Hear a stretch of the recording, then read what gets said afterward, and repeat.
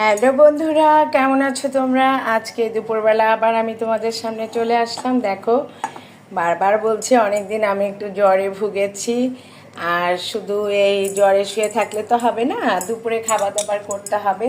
তাই দেখো বন্ধুরা, আমি তোমাদের জন্য আজকে নিয়ে এসেছি কচু বাটা চিংড়ি মাছ ভুনা। আর এই কচু বাটা চিংড়ি মাছ ভুনার জন্য দেখো লাগছে কচু বেটে রেখেছি, এখানে চিংড়ি মাছ কিছু কুচি করে রেখেছি এবং মরিচ কুচি করে রেখেছি, এবং আমি এই তেলে কালো জিরা ফোড়ন দিব। সেই ফোড়নটাও তোমাদেরকে আমি দেখিয়ে দিব। দেখো, আমি এখানে কালো জিরা ফোড়ন দিব, এখানে আমি বোতলে কালো জিরা রেখেছি। তবে আসলে আমরা রান্নায় চলে যাই। দেখো, প্রথমে একটি প্যান বসিয়ে দিয়েছি এবং এখানে একটু তেল দিয়ে দিলাম।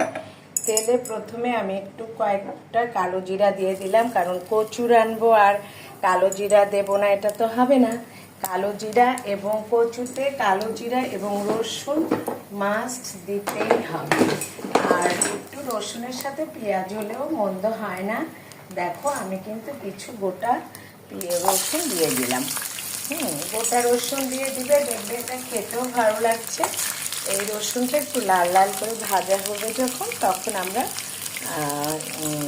অন্যান্য জিনিসগুলি দিয়ে দেবো। দেখো, এবং এই কালো জিরাটাকে আসলে একটু ভেজে নিতে হবে। একটু ভাজাটা ভালো মতো হয়ে গেলে দেখবে যে মজাও লাগছে খেতে। ভাজাটাকে দেখো তুমি নেড়ে দিচ্ছি।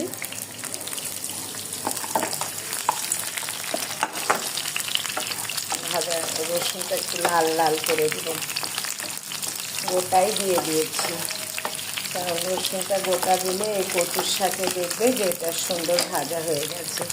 এবার আমি এই যে এখানে দেখো, আমি এখানে রেখেছি যে চিংড়ি মাছ এবং মরিচ কুচি করে দিয়েছি, এবং এটাকেও আমি দিয়ে দেবো। তোমরা দেখতে পাচ্ছ যে এখানে আমি দিয়ে দিয়েছি। কচুটাকে যত মিহি করে বেটে নেবে, দেখবে যে কচুর স্বাদ কিন্তু বেড়ে গেছে। আমি কিন্তু শিলপাটায় বেটে নিয়েছি। তোমরা যদি শিলপাটায় বাটতে না চাও, ব্লেন্ডারেও করে নিতে পারো, কোনো সমস্যা নেই। আমরা এই যে চিংড়ি মাছ, রসুন এবং এই যে মরিচ, এটাকে একটু ভাজা ভাজা করে নিতে থাকবো।